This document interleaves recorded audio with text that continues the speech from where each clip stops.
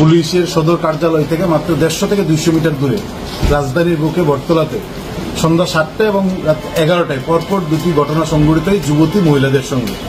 গোটা রাজ্যে যুবতী মহিলা ছাত্রীরা মারাত্মকভাবে নিরাপত্তাহীনতায় ভুগছেন, তাদের উপর আক্রমণ প্রতিদিন বৃদ্ধি পাচ্ছে এবং আমরা দেখছি বেশিরভাগ ঘটনা সংঘটিত হচ্ছে, অপরাধ সংঘটিত হচ্ছে থানা, পুলিশ হেডকোয়ার্টার, মানে এসডিপি অফিস, পুলিশ ফাঁড়ি তার সন্নিকটে। অপরাধীরা মানে এত খুল্লাম মানে তাদের এত সাহস যে তারা মানে থানার পাশে, মানে হেডকোয়ার্টারের পাশে, এসডিপি অফিসের পাশে এখন তারা অপরাধ করছে।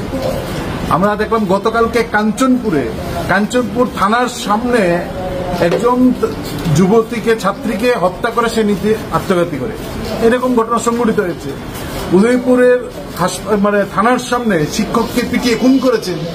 আমরা দেখছিলাম এখানে পুলিশ হেডকোয়ার্টারের মাত্র 150 মিটার দূরে পরপর দুটা একই রাতে একই স্থানে রাজধানীর বুকে এই ধরনের ঘটনা সংঘটিত হলো।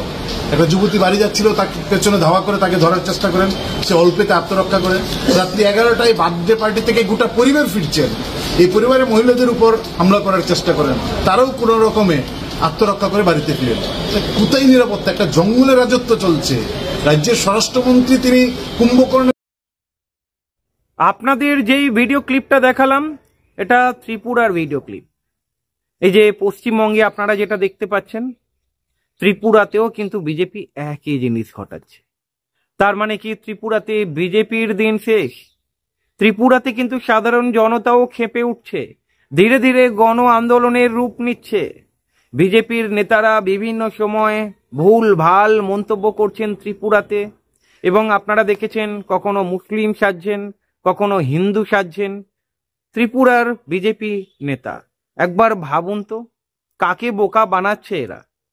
ত্রিপুরাতে মহিলারা সুরক্ষিত নয়। দেখুন আপনাদের একটা ভিডিও ক্লিপ দেখাচ্ছি, এই ভিডিও ক্লিপটা একবার দেখুন।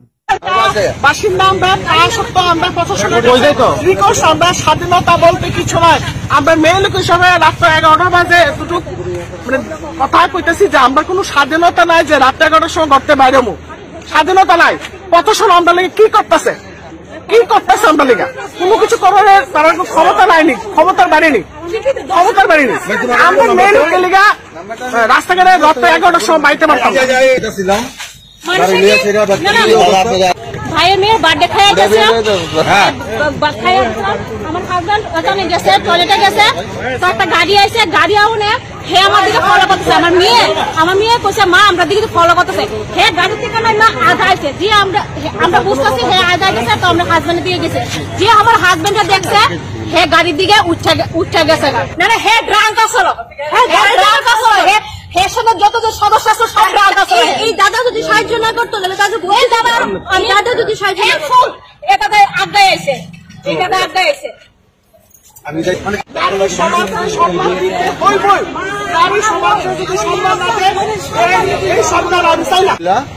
তারা ইফটিজিং করতেছিল, ইফটিজিং করতে গিয়েছিল।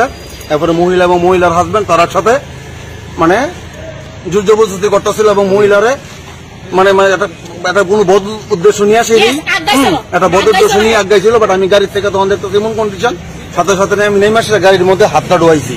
হাতটা ডোয়ানোর পরে লাগাই লাগানোর চেষ্টা করতেছে, এবার হ্যাঁ গাড়ি থেকে বাইর করে আনছি। তারপরে হ্যাঁ লাগাই লাগানোর চেষ্টা করতেছে, এবার বাইর করে আনছি। তো ইয়ানের কয়েকজন পোলাবান মিল্লা সেরা তারা ইয়ান থেকে গাড়িটা রিলিজ করে সেটা পাঠাই দিছে। দুইজন আছিল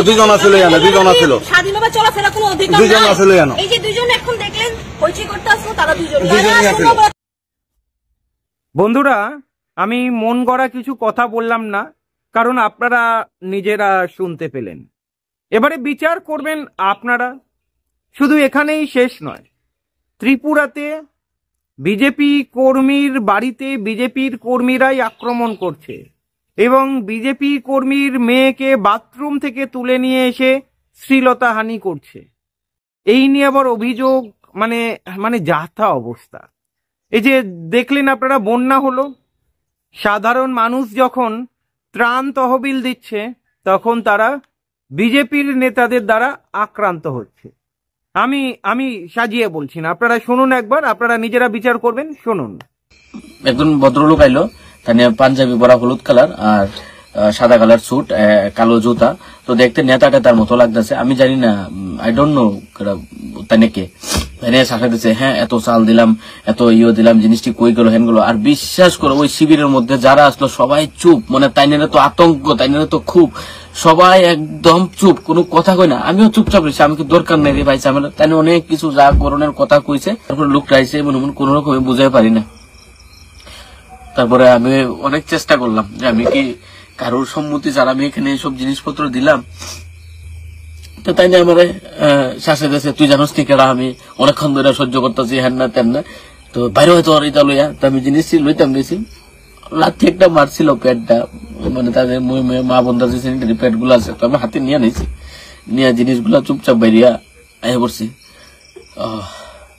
তো এটাই হয়েছে সিন গিয়া এই এই জিনিসটার সম্মুখীন হয়েছি, মানে আমার আর সহ্য করতে পারতাছি না। নানান জায়গায় তো প্রবলেম হয়, আরে নিয়ে যাও, তারে নিয়ে যাও, নাহলে করতে পারতা না, এমুক তমুক, মানে আমরা কোন সমাজে আছি, মানুষ চারিদিকে হাহাকার মরতাছে। তো মোহরিপুর যায় আমার এই এক্সপিরিয়েন্স, আর তো অনেক কিছু হয়েছে, এগুলো কোয়ার মতো আসলো না, মন বুঝা লিছে।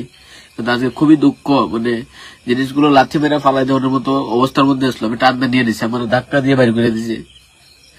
কোন সমাজ, আমরা কোন সমাজে আছি, কেমনে মানুষ। শুনলেন তো বন্ধুরা, দেখুন যে ঘটনাগুলো ঘটছে, আমার কাজ সেই ঘটনা আপনাদের সামনে তুলে ধরা, এরপরে বিচার করার দায়িত্ব আপনাদের। আমি কেন ত্রিপুরার ঘটনা আপনাদের সামনে তুলে ধরছি? দেখুন, আপনাদের মধ্যে অনেকেই রয়েছেন যারা চাইছেন আগে বিজেপি আসুক পশ্চিমবঙ্গে, তারপরে দেখা যাবে। তাই আপনাদেরকে বোঝানোর চেষ্টা করছি, এই যে আমাদের পশ্চিমবঙ্গে হিন্দু মুসলমানদের মধ্যে একটা ঐক্য রয়েছে, এই বিজেপি কিন্তু হিন্দু মুসলমানের মধ্যে ঐক্যটাও ভাঙার চেষ্টা করছে। যেমনটা ত্রিপুরাতে আপনারা শুনেছেন, ত্রিপুরাতে বলছে কোনো মুসলমানদের জমি বিক্রি করতে বারণ করছে। সাম্প্রদায়িক একটা দাঙ্গা লাগানোর চেষ্টা চলছে বিজেপিতে। জিতেন্দ্র চৌধুরী সিপিআইএম নেতা, ওনার ওপরে আক্রমণ হচ্ছে। কেন ওনার ওপরে আক্রমণ হচ্ছে? আজকের কংগ্রেস, সিপিআইএম বিভিন্নভাবে আক্রান্ত হচ্ছে। সিপিআইএম এর পার্টি অফিসের ওপরে হামলা, আজকের দোকানে গিয়ে ওই যে তোলাবাজি বলে যেগুলো, বিজেপি সেটাই করছে। জনসাধারণ ত্রিপুরাতে ক্ষেপে উঠেছে, যেমন পশ্চিমবঙ্গে তৃণমূলের বিরুদ্ধে জনসাধারণ ক্ষেপে উঠেছে, ঠিক একইভাবে ত্রিপুরাতে জনসাধারণ বিজেপির ওপরে ক্ষেপে উঠেছে। আজকের বিজেপি পশ্চিমবঙ্গে যতই ওই দেখাক যে আমরা আন্দোলন করছি, আলটিমেটলি প্রশ্ন সিপিআইএম তুলছে, তাহলে চাকরি চুরির কিনারা এখনো হলো না কেন? আসল মাথা এখনো ধরা পড়লো না কেন? কেন এত কেলেঙ্কারি হওয়ার পরেও কেন আসল মাথা ধরা পড়ছে না? কেন্দ্রের হাতে এজেন্সি রয়েছে, ইডি, সিবিআই, তারা কেন কুল কিনারা করতে পারছে না? সিপিআইএম কোশ্চেন তুলছে, প্রশ্ন তুলছে পশ্চিমবঙ্গে, কেন ওই যে বিজেপির হাতে থাকা ইডি, সিবিআই মুখ্যমন্ত্রী বা অভিষেক ব্যানার্জিকে ডেকে বারবার জেরা কেন করছে না? এই প্রশ্নের উত্তর কে দেবে? আজকের এই বিজেপি শুধু ওই যে ত্রিপুরাতে নয়, আসাম থেকে শুরু করে মধ্যপ্রদেশ, মহারাষ্ট্রে, বিভিন্ন জায়গায় আপনারা দেখেছেন এই কিছুদিন আগে আমাদের পশ্চিমবঙ্গের একজন মুসলমান ভাইকে কিভাবে পিটিয়ে খুন করেছে। মুসলমানদের প্রতি আক্রমণ বেড়েই চলেছে। আমি একটু ভুল বললাম, শুধু মুসলমানদের ওপরে নয়, হিন্দুদের ওপরেও আক্রমণ চলছে।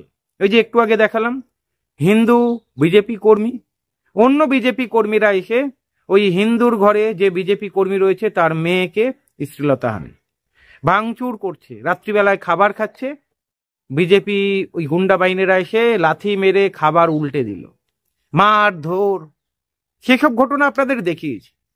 মানে বিজেপি মানে কি তৈরি করেছে ত্রিপুরাকে, কেন ত্রিপুরার মানুষ ক্ষেপবে না? আগামী দিনে দেখবেন এই জনতা আরো ক্ষিপ্ত হবে এবং গণ আন্দোলনের সৃষ্টি হবে। এই কারণেই হয়তো বললাম, হয়তো ত্রিপুরাতে বিজেপির দিন ঘনিয়ে এসেছে। শুধু ত্রিপুরাতে নয়, ধীরে ধীরে দেখবেন যেভাবে স্বৈরাচারীর দিকে নিয়ে যাচ্ছে এই বিজেপি, ধীরে ধীরে সারা ভারতে বিজেপির প্রতি মানে অ্যান্টি বিজেপি একটা মানে কি বলবো, একটা দল ক্রিয়েট হয়ে যাচ্ছে, মানুষের মধ্যে বিজেপির বিরুদ্ধে ক্ষোভ বাড়ছে। আপনাদের কি মত? ত্রিপুরাতে বিজেপি যেভাবে অত্যাচার চালাচ্ছে, বা মধ্যপ্রদেশ বিভিন্ন জায়গায় নারীদের প্রতি যেভাবে, আপনারা জানেন সবকিছু, ধর্ষণ শুধু পশ্চিমবঙ্গে নয়, পশ্চিমবঙ্গের বাইরে বিজেপি শাসিত রাজ্যে রেগুলার লেগে রয়েছে। সেগুলো নিয়ে কেউ মুখ খোলে না, কোনো মিডিয়া মুখ খোলে না। আজকে ত্রিপুরা, আসাম, এই যে বিভিন্ন জায়গায়, মণিপুরে মিডিয়া কতটা হাইপ দিয়েছে, কতটা দেখিয়েছে মিডিয়া, এর প্রশ্ন আপনাদের কাছে রাখছি। এবারে বিচার করবেন আপনারা। ভালো থাকবেন।